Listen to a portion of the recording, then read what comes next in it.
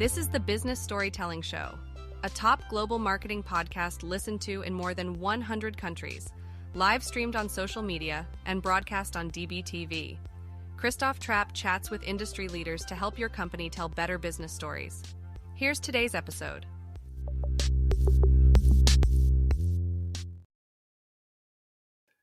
Episode 641, my friends, the Business Storytelling Show. Today we want to talk about AI, one of my favorite topics currently. And over a year ago, just a little over a year ago, we didn't even know what AI was. I mean, we knew what AI was, but how about in marketing? It was not nearly as widespread until Chat GPT came out. And I am a big fan of using AI. I've used AI to get clips from the show, Opus Clips. If you want to check them out, we can probably throw up the QR code on the top there, video clips. If you want to try them, put in your video, and it creates clips. Most of them are pretty good. Some of them are kind of like, yeah, bad cut.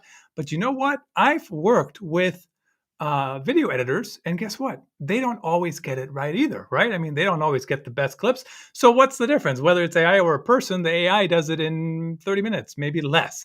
So today, what's super exciting to me, I'm going to talk to Emanuel Rose. He's the author of Authentic Marketing in the Age of AI. So he's kind of putting a couple different topics together that we're going to touch on here. Authentic marketing, number one, what is that? And what is the role of AI?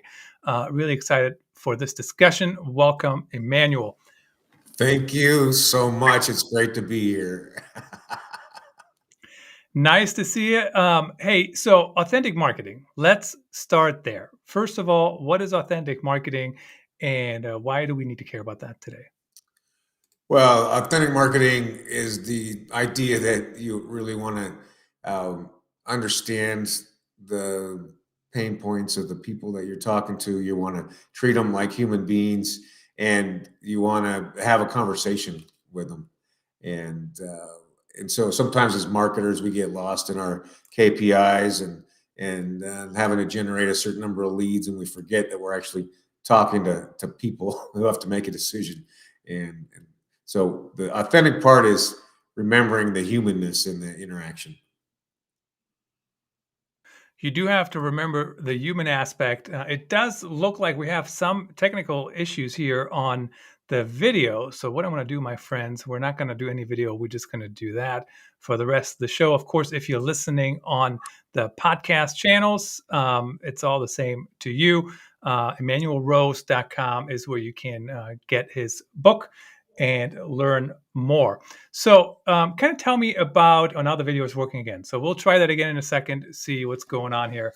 And maybe it's fine. Technical issues when you are live streaming. But why are people not doing that? Why are people not having these authentic conversations with customers? Why is it all about chasing the numbers and winning the quarter? And don't you win the quarter if you have those authentic marketing relationships? Well, you certainly have a customer base that's willing to interact with you at a deeper level when you're building these authentic relationships. You're really building brand advocates versus people who are just doing transactions with you. So one of the things is it's challenging. It's hard, and so anything that's hard, it takes a little more time and more thought. And some people I call it lazy marketing. They just want to get pieces done, and or maybe it's just inexperience. You see a lot of mistakes. I mean, I've been in sales and marketing for over 30 years, and you can see when it's a young copywriter or a young ad writer who's putting together content that's all about what the company is instead of what the problems are and what the solutions that are being provided are. So it's tough, but you got to do good work in order to get good results. What's interesting to me about that comment, if 10 years ago, 20 years ago, if you would have said to me, lazy marketing or lazy anything, right? I would have thought, I have to work harder. I have to do this and, put in more hours. Don't get me started on the whole more hours thing. But today, when you have AI, is it actually about working harder or cliches, but is it actually about working smarter? I mean, I'm thinking about even this episode today, right? What we're doing, we're using AI for clips, use some AI assisted writing, all these different things. How how can marketers be less lazy, so to speak, and build those relationships? And what role does AI play, if any? Yeah, I think that's a great question, and it's an amazing tool. The access to software that we have as marketers now is mind-boggling. You know, we have to be committed to writing good prompts and thinking through the whole process. You know, to it and through it, as one of my friends likes to say. So the prompt writing is really important if you're going to be using generative AI for copywriting or for ad development, um, and it's critical then that you're going through and like we were talking about earlier, cleaning up that copy and removing the hallucinations, and then revising it with the human touch so that it is as unique as possible, as well as being having the full story. What's interesting to me is sometimes people think about AI and they just say, "Hey, ChatGPT or Claude or Bard or whoever, write me an article on what being authentic in marketing." And it just kind of makes up stuff, right? It just pulls it from wherever. And they think that's what it is. But how, I mean, maybe that's just my perception. But when I use AI, I mean, I'm having almost a conversation with it, right? I'm saying, hey, I need help with this, I want that. And then it does whatever it does. And they say, oh, nope, make it more this, make it more that, whatever. And I'm really talking it through. And sometimes I even say, hey, like I had one the other day and it said 92% of customers do online reviews. They review online reviews before purchases.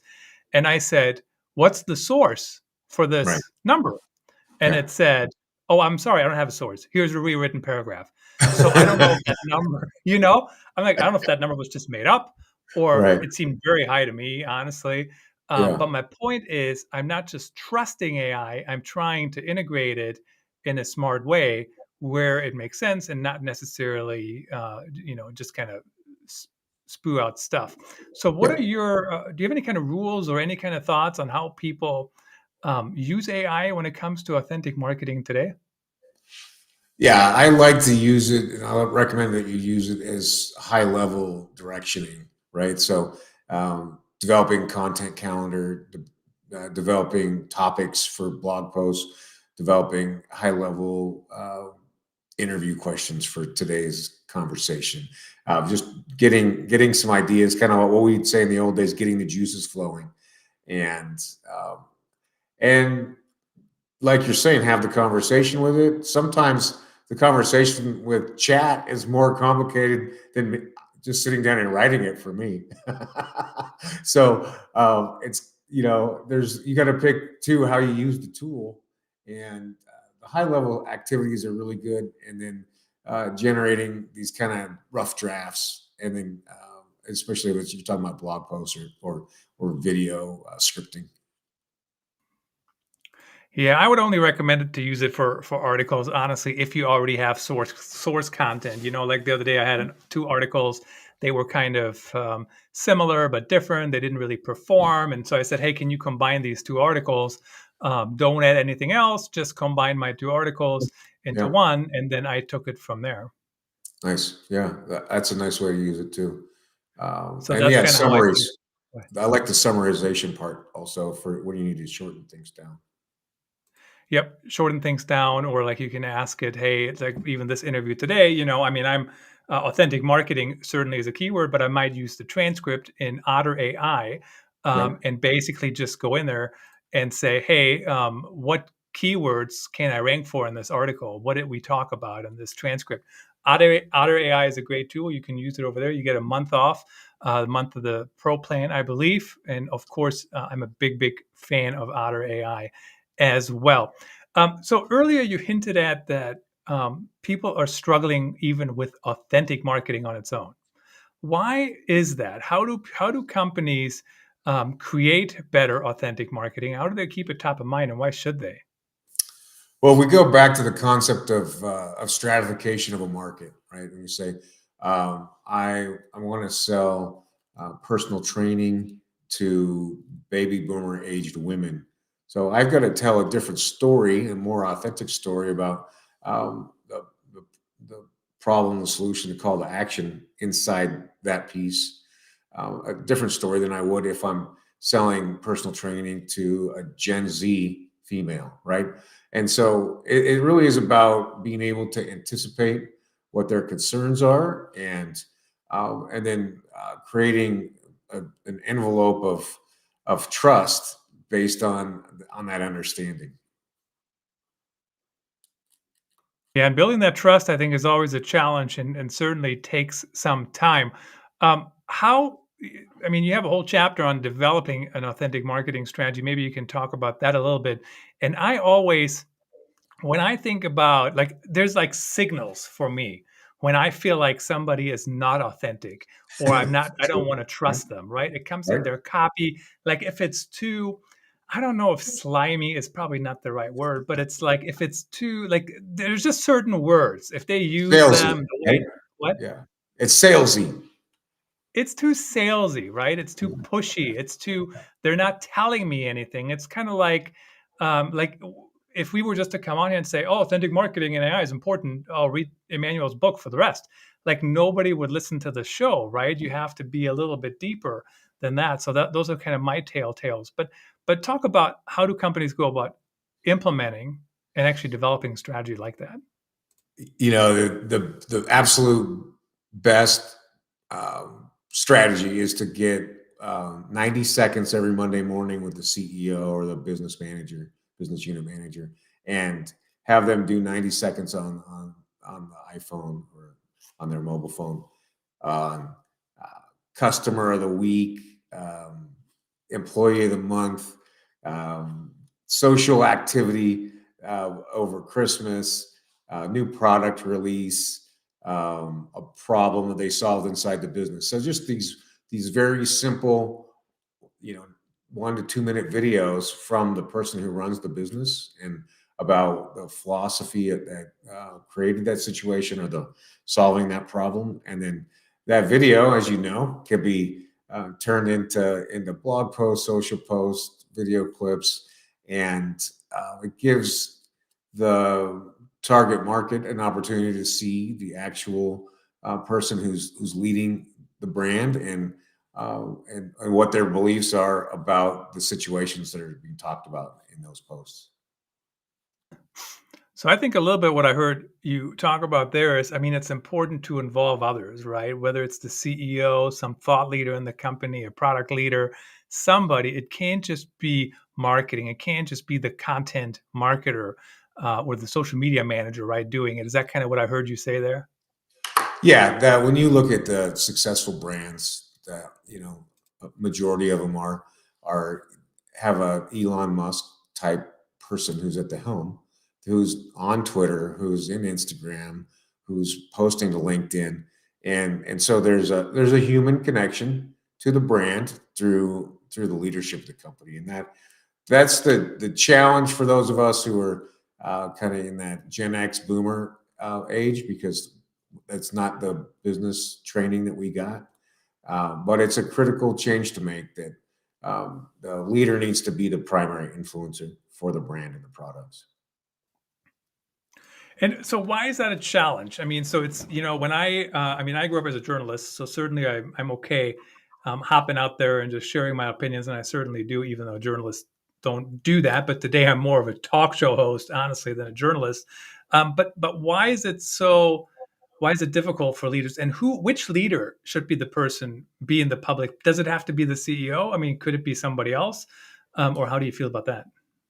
Yeah, I think the challenge is that in previous decades we were taught to business was business and your and personal life were separate, and those two things didn't really match, right? You told just enough stories so people knew you had a wife and children or whatever your situation was, and maybe where you're going on vacation, and that was the kind of the standard. But now that we have a much different, more transparent standard. So that's the first challenge. And I do think it should be the CEO or one of the co-founders who's that primary influencer, primary face of the company in the marketing, because that makes it the most believable and not like paid part of the marketing team. I mean, at the end of the day, the marketing team is paid to say good things about the company. I guess the co-founder or CEO certainly should do the same, but they have a little bit more stake in the skin in the game, so to speak. Now, when it comes to, but what if the CEO or the co-founders aren't necessarily the most authentic people? How do you get them to come across in an authentic manner? I mean, it's like when we're on here, right? I mean, it's really hard, I think, for 24 minutes, which is the length of these shows, to fake it, for people to fake it. If they don't know what they're talking about, it's almost impossible, right? Like at Yeah. some point it's going to come across that they're not being authentic. So what if somebody is in that boat, they're not quite there yet, they're not as authentic for whatever reason, might not be a bad reason, but how do you get them to kind of make that jump? Well, that's a great question, and I would say maybe it's not that they're not authentic, but they're just not comfortable being on camera, or they're not comfortable answering questions like this.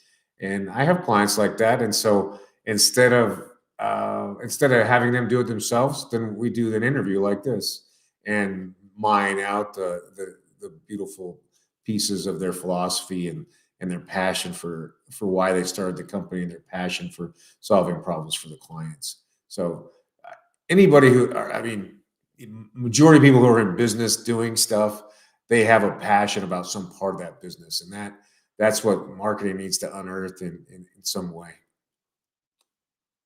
No, it's always amazing to me actually that the passion some of these founders have, right? Because most companies, when they first start, they do like one, some people might take this out of context, but they do like this one little bitty thing, right? In whatever it is.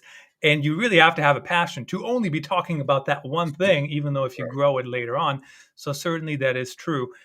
Interviewing people, I think, is a good way to do it, right? Because you can kind of lead them the way you Yeah. want them to go to an extent, I guess. How do you feel about scripted anything? I mean, I'm not a big fan of scripting anything for leaders and read it. I think most people cannot pull that off very well. So how else could you do it? Is it really just the interview style? Is that the way to do it, or is there anything else? Yeah, I think scripting is passe at this point, which is amazing, and it's freeing in a lot of ways, right? Because it's hard for there's only a very few of us who can read and memorize scripts and then repeat them in a good way like that. So yeah, scripting is not important. The you know the whole packaging of the video is not as important as it used to be. The grittiness of the iPhone is part of the authenticity of it, and it's what the market demands. So yeah, that's kind of where I land. Yeah, I mean, I agree. Certainly, you can do a lot of different things with an iPhone. Even, I mean, I used to do shows with an iPhone all the time. Now I got a webcam, Yeah. but certainly, you can just use your laptop camera for most everybody. Um, Talk about the role of AI, or I guess not the role of AI, but the impact of AI. Has it been mostly negative on authenticity, or is there a potential, or how do you feel about that? Yeah, I think it has definitely increased the amount of marketing. And right, we've just gotten through this holiday season, and the amount of bad or lazy or ineffective marketing, like kind of what you were talking about earlier, right? Where it just turns you off in the first few sentences, and you're like, I don't have time for this. So it's a tool that creates the seduction of shotgun, right? And so my counsel is to continue to use it as a scalpel, not as a shotgun, because um, that's how we know the best transactions happen is when you're speaking to this ideal client profile and you understand their needs and you have valid offer for them produced in a way that they like to hear and consume information. So if you can follow that rabbit hole and use the tools, like you've talked about half a dozen tools today that are amazing and massive time savers for solopreneurs and for marketing departments that are stretched and can't add staff. So scalpel, not shotgun. So certainly, I'm a big fan of some of these tools, but they also add up, right? $20 here, $30 here, 19.99 here. I mean, before you know it, you spend a couple $100, maybe more, on AI tools every month. I mean, how do you draw the line on? And then the other thing is you still have to use them, right? So if you're Yeah. the business leader, certainly, it still takes some time. It takes less time than completely doing it by yourself, but you still have to bring your A game because sometimes AI puts out crap, right? And you still have to Yeah. make a decision and keep that in mind. So how do you kind of decide which tools and how many tools are good to use? I go through and do that type of gap analysis and just say, what is the part of the marketing campaign that's our biggest resource drag right now, or that we're not good at, and then there's some what are the tools then that can solve that? I usually look at least three at the same time and figure out which one of those three um, can solve the problem that I have, um, and then work on implementation. And like you say, it's not just the $39 a month or whatever, but then you've also got to learn how to use it and remember where it goes in your workflow. Yeah, when it comes to workflow, I'm a big fan of using Trello. That is not Hmm. AI, I don't think, Okay. right the second, but just kind of like these are the steps I follow. And of course, on a podcast like this, I have the same steps, but I don't even write them down. I kind of know them by now. But when you add steps, that's when it becomes then it becomes easy to forget them, right? But I got all my tabs open. Here's the things I have to do: upload it to DBTV, put it into Opus, put it into Otter, and then they send me emails when everything is done. Now, Yeah. so in the future, net, Emmanuel, do you think AI is going to have a positive impact or negative impact on authentic marketing? Yeah, that's a tough question. I mean, I see it as a tool of marketing, just like the websites are a tool of marketing. I think people will use that tool the way people use all tools. Some for the benefit, and some for not benefiting marketing. So hopefully everybody will use them. Will use AI to be more authentic, not less authentic. Really appreciate you coming on the show. Episode 641, my friends, is in the books. Happy New Year to everyone. Hope everyone has had a good holiday season. Emmanuel, as we're signing off here, tell us about who should connect with you. Who do you work with? And thanks again for joining me. Yeah, thank you very much. I've enjoyed it, Christoph. And we work with clients of all sizes, from small regional businesses to national brands. And you can find us at emanuelrose.com or on LinkedIn.